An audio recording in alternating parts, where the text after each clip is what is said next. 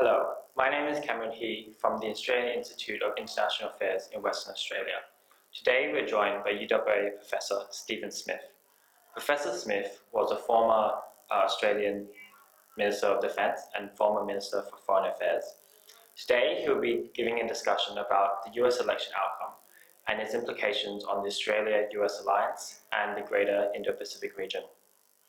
So, Stephen, I might start with asking a question about the US election. So what does the election of Joe Biden mean for the Australia-US strategic alliance? And does this mean that the concept of shared values is coherent with the current political climate? Well, I think firstly the general point has to be made that the election of Joe Biden over Donald Trump is deeply significant. I've feared very much for not just Australia's relationship with the United States, but for the Indo-Pacific region and the globe generally if Donald Trump was elected for a second term. There was only so much damage that relationships could sustain before some long-term permanent damage was done. And Trump's style also lent itself to rising tension, rising uncertainty, and maximising the risk of miscalculation or misjudgment. So with Biden, you return to a mainstream US presidential style, a mainstream US presidential administration, whether Republican or Democrat, mainstream. I think that will make life much easier for Australia in terms of its general relationship through the alliance with the United States, but more importantly, it'll make life much easier for the allies of the United States who are in the firing line so far as Trump was concerned, whether that was Korea, whether it was NATO, Germany, the UK, whatever. And so the treatment of allies was a deeply significant feature of Trump's presidency.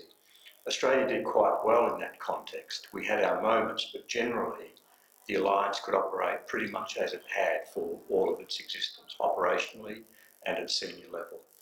And so far as shared values or the globe generally, Biden is very much a person who's committed to consultation with allies, consultation with partners, likes to talk issues through, but is generally committed to the sort of world that we've had post-World War II. Adherence to the rule of law, adherence to international norms, adherence to the rules of the road. And that, whilst there will be moments and issues with China, is a much better environment for Australia, the Indo-Pacific and the world to grapple with the events that it will face down the track. Okay, great. You mentioned briefly about Australia's allies and the US allies in the Indo-Pacific region. Australia has recently taken upon increased naval operations with Japan, and there's been a revitalization of the Quad between India, Japan, the US and Australia. Is this an appropriate framing for Australia going forward in the Indo-Pacific region? Well, I certainly strongly support ongoing and enhanced relationship, both strategically, security and economically, with Japan. We forget that until 2009, Japan was Australia's largest trading partner. So we've had a deep and significant relationship with Japan. And other than the United States itself, which of course is an ally of Japan, Australia has generally had the closest strategic and security relationship with Japan. So we share a trilateral relationship, Japan, US, Australia, and that's now done both at foreign minister level and also at defence minister level. So continuing to grow our Japan relationship, I think, is very important. So far as the Quad is concerned, the Quad started sort of 12 or so years ago, a one-off meeting of officials, went into abeyance for a decade, and has emerged generally in the face of a much more assertive and aggressive China. And so we've now seen significant development of the Quad, Australia, United States, Japan and India. And that, in my view, is a good thing. And Australia growing its relationships with other partners in the region, growing our relationship with India, growing our relationship with Japan, these are good things and we need to continue to do that. We're going to end up with a multipolar world. Yes, China will be a great power, the United States will continue to be a great power, India and Indonesia will emerge as significant economies and significant influences, and I think India will emerge as a great power as well. But there'll be more than one player, and so it's in Australia's interest to continue to pursue close and strong economic and security relationships with a range of partners throughout our part of the world. Great, interesting. And so you mentioned China being increasingly assertive. I think over the past few weeks we've had trade spats with China over a number of products. And a lot of the narrative behind this framing of the US-Australia-China relationship is that we have an important strategic relationship with the US, but an important trading relationship with China. Are these two things at odds, or is it something that can continue to happen? Well, for a long period of time, we were able to, in a sense, have our cake and eat it too. So we had a security alliance with the United States, and China emerged post-World War II, but most particularly at the end of the 1990s and the early 2000s, as a potential significant great trading partner. And in 2009 became our leading trading partner, and now is far and away our largest trading partner. But over that same period of time, China has gone from a country which seemed prepared to enter into global affairs as a responsible stakeholder, as Bob Zoellick used to say, or in accordance with the Deng Xiaoping consensus, which was, we're not going to become a democracy, we have our own system, we have a Communist Party of China, and we have an administration which is founded on that, but we will essentially enter the world as a responsible citizen. Since about 2013-14, that approach and demeanour has changed. And so you now have high strategic and security competition and potentially contest between the United States and China.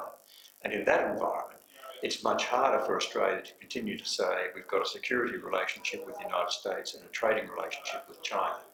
And so it's much harder now for us to manage that.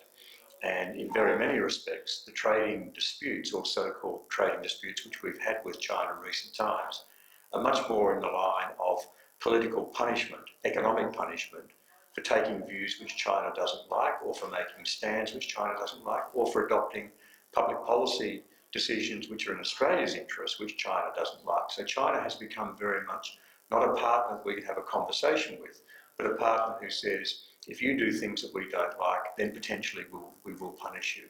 And so the arrangement that we've had pretty much for the last 20 years of trading with China and a security arrangement with the United States is now under much more pressure because of the strategic and security competition and contest between the United States and China. Right, so this increasingly nuanced relationship that Australia has with China, and also a number of other partners in the Indo-Pacific, such as the US, Japan, Indonesia, and India, with the emergence of these potential great powers, where is Australia's role in the future in the Indo-Pacific region? Well, in the short term, I think a Biden administration will continue to be very strong on its policy approach to China, but will potentially be more sophisticated and nuanced about it. There's no point in whether it's the United States or Australia or any other country not talking to China. One always should have a conversation. So there may be some nuances which occur, that there may be some rapprochement, there may be some capacity to improve circumstances. I'm not holding my breath for that, because I think in very many respects circumstances could get worse before they get better. But at the same time, it's in Australia's interest, with a big question mark over very many of our exports to China in the short term, and in the longer term, the mainstay of our prosperity post-World War II, which have been minerals and petroleum resource exports to Northeast Asia, Japan, then Korea, and then China.